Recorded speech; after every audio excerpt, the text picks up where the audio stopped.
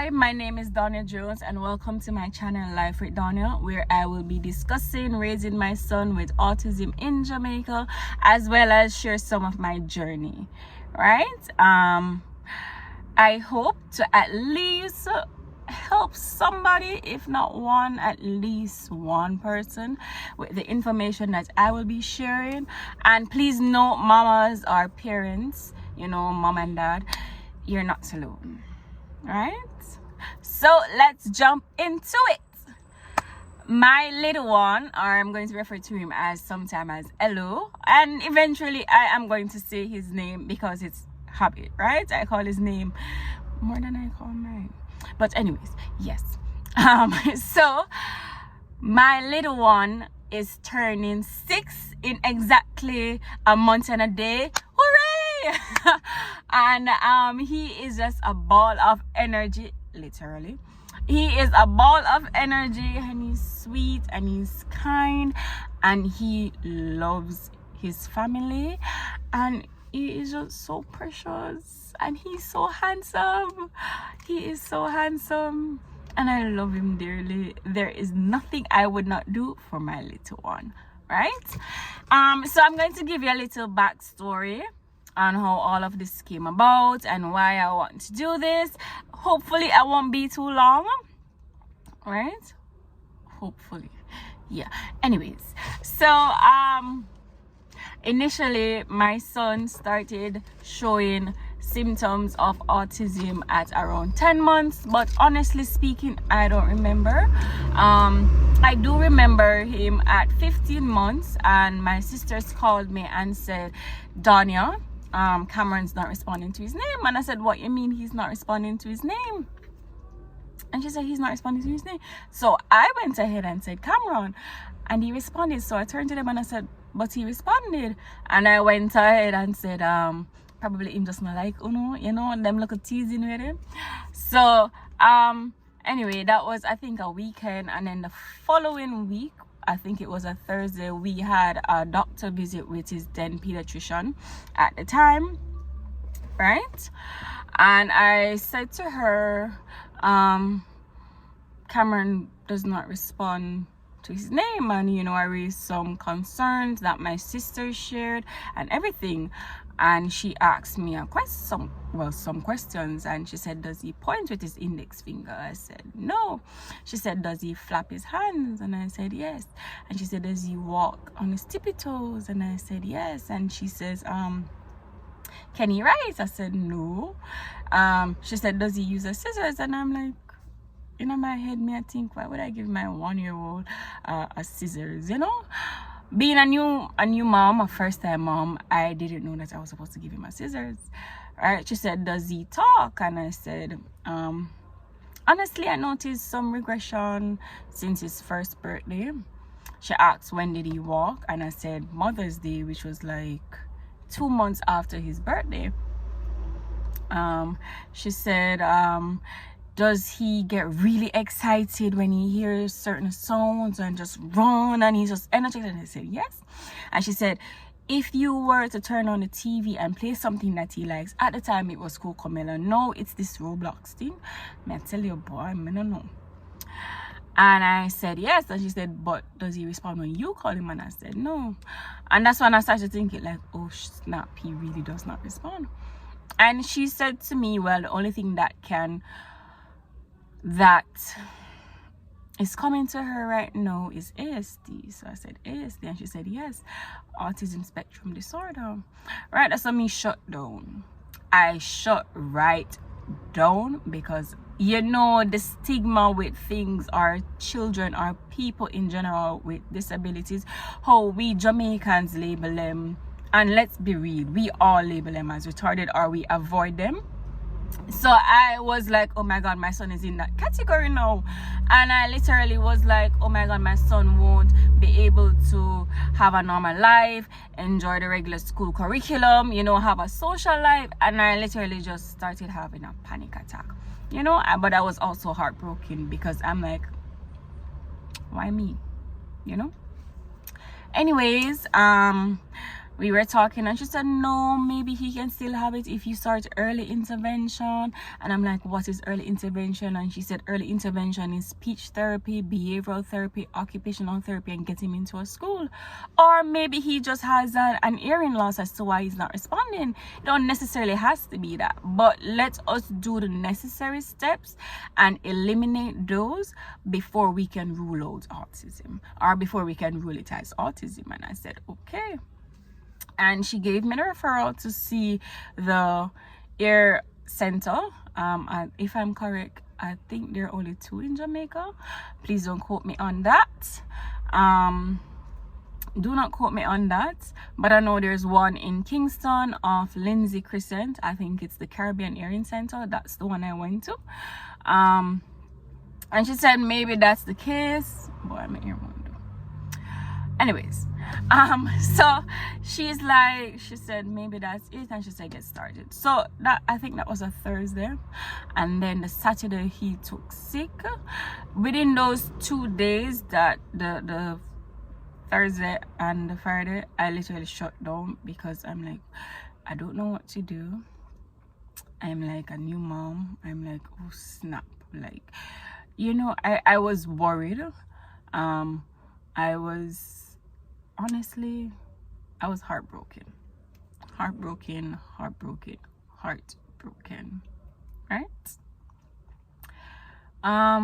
But he got sick the following Saturday, and he was just vomiting, and I took him to the pediatrician, and they gave him an IV, and we were there for a couple hours. Well, you know, no improvement, and she said, Mom, you're going to have to take him to the hospital to get more IV and for them to see him. And I literally was like, you know, I don't know what came over me, but like I snapped out of what I was going through for the past 2 days, and I said, you know what, my son needs me. And I pulled up my bigger panties and I did what I had to do. Took him to the doctor, and I took him to the hospital where she recommended. He got more IVs, and thankfully, thank you God, he made a full recovery, right? And then I jumped on it. But I would also like to say a big thank you to my family, my sister, aka mommy number 2, Miss Jones, big up yourself, Danisha Jones, Miss Anne Marie Love, grandma. Listen, I don't get involved between Cameron and him. Aunties are him cousin, right? Me not get involved. When I see them have like a little dispute, I mind my business and turn my head the other way, because me will shame. So me not get involved. You see Auntie Zandra, and listen, I do not get involved, okay? But those persons, my sisters and my mother, thank you, right? Because Auntie Danisha go on the ball and she roll hard for him. Listen, people. So that was the Saturday, and then I called the hearing center. You know, I also got a referral to see a developmental pediatrician. Please note that I am not a medical professional. I am just a parent who is sharing her experience thus far and will continue to do so until otherwise, right? I am just sharing my experience, what I have been through, what I'm currently going through, and my expectations. And please note that I will leave some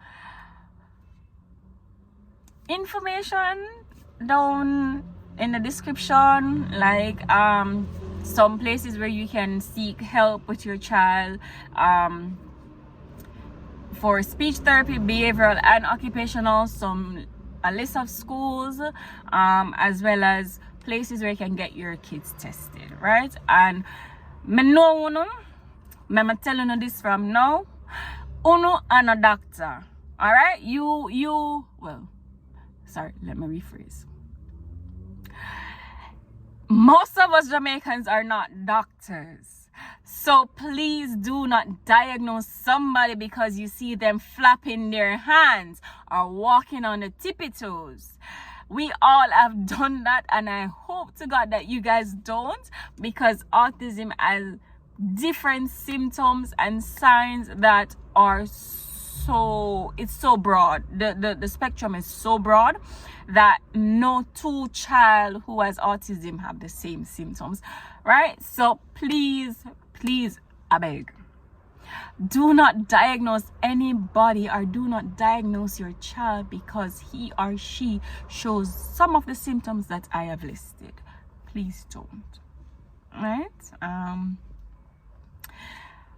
But some of the symptoms that my son did show were, and some still are,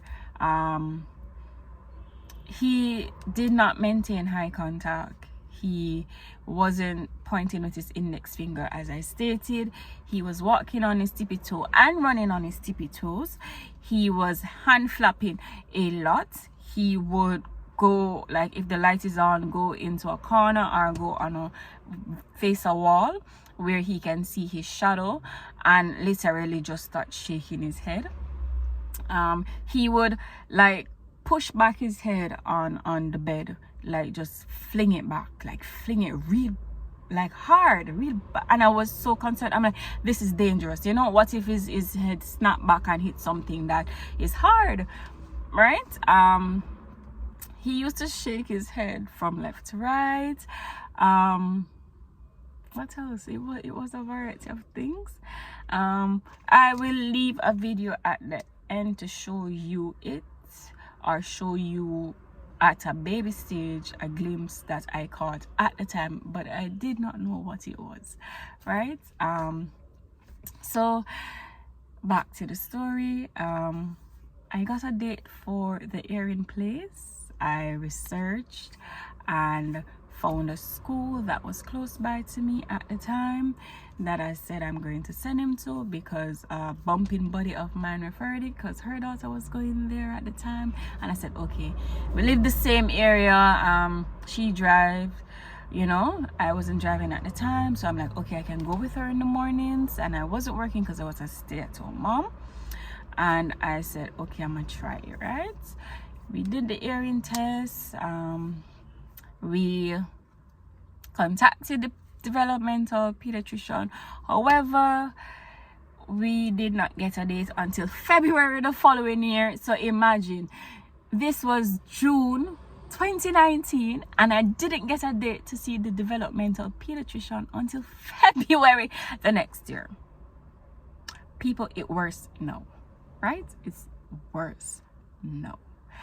Anyways, so got a test. So if you are going to get your child tested, they are going to tell you that there should be no oil in the air. You need anesthesia to put the child under for the test. I don't recall how long it was, but what I do recall was when I got there, there was this pretty little baby girl that was there, and I watched her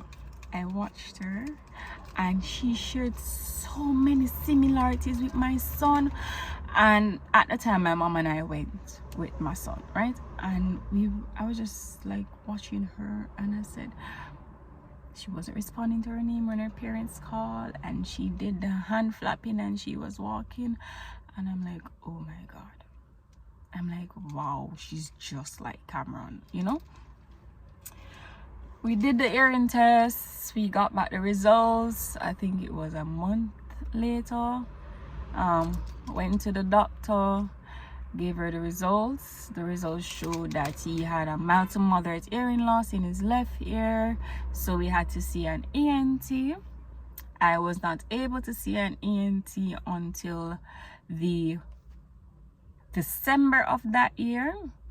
I hope I am not, you know, overstepping here or oversharing, but at the time I saw Dr. Guyan Channel. He was the ENT I went to, and he was at Andrews at the time when we went to see him, right? So that was like, I think that was like July, August, thereabout. Cameron was enrolled in school. Now let me say this.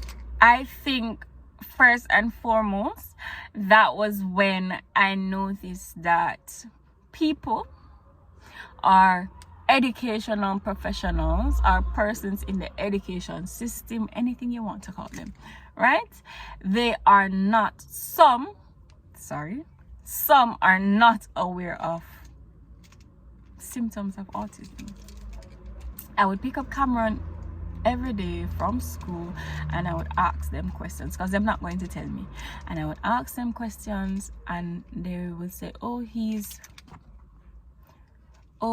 by himself, he doesn't follow commands, he does the hand flapping and the, you know, everything. And I'm like, okay, but they never once said, mommy, you need to get him checked out or something is the matter. Never once, right? And this is actually a well-known school. It actually is. Anyways, so that was like September, October, November, December. Now we went to the ENT and we saw him, and Cameron was examined, right? The ENT said that the blockage can be reversed or removed. However, regardless of him having that hearing loss, the right ear was fully functional, which means that he should be able to respond to his name. So do the maths, people. Regardless of that, so you know what it means. It might be ASD. January, which was the next month, 2020, right?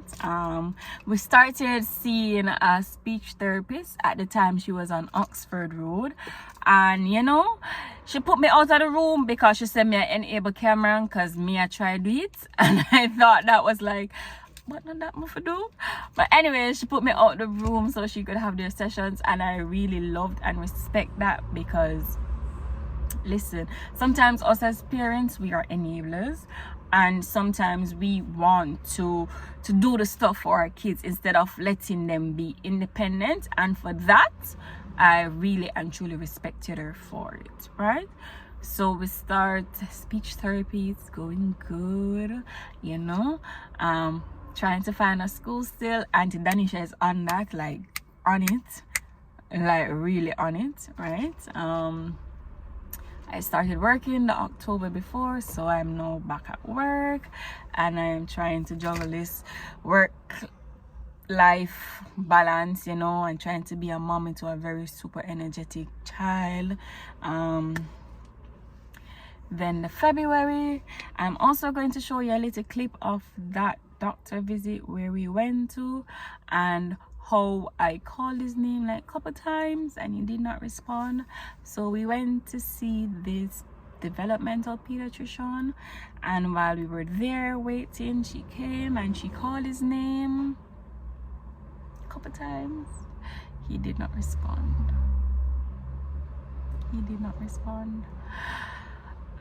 We went into the room and we were having a conversation, and she started asking me questions, and then I just started like listing it. Him do this, him flap him on, him do the, like all of this, right? So she said, hold up. I'm not asking you to list me the symptoms of autism. I want to know him as a child. And it caught me because I'm like, damn, that's what I was doing. Like, I never realized that I was like just pinning all the symptoms on it, and it really catch me, you know, as a mom, and it woke me up, because I'm like, I should be describing me as a child like I did in the beginning, versus listing all the things that are wrong with him. And I think at some point most parents might or have done it, but please don't feel guilty. It happens, right? Because I was so absorbed in Dr. Google and matching the symptoms, where it said, oh, it's mostly common in boys, how it's mainly on the paternal side, you know, how because it's more common with kids whose parents are over 40, and in our case that was the case, right? So Dr. Google also said that it would be associated with other things, and I'm thinking myself, oh snap, so I have this already and then it's gonna come with more, you know. And I'm like, why couldn't it be just one? And I'm there and I described him, and I asked her some questions, and she referred me to a school, found a school, right? And she said, this person's method is kind of rough, but it is effective. right? Effective, it's efficient, and you get results. So I'm like, okay, I'm interested, because you just got to do what you got to do, yo. It's life, and you have to deal with it, and there is nothing that you can do. There's nothing that you can do to tell if your child will be born with autism. You know, like, oh no, when you're pregnant, you can do some examinations to test if your child will come with some deficiency, or I don't remember what else it was, but you can decide whether or not you want to go through with the pregnancy or not. Autism is not one of those tests that you can do. All right, now this is off track, and I just want to say that to every parent out there whose child is autistic, you're doing your best. It might seem hard, and it might seem a lot, and boy is it costly, but you are doing your best.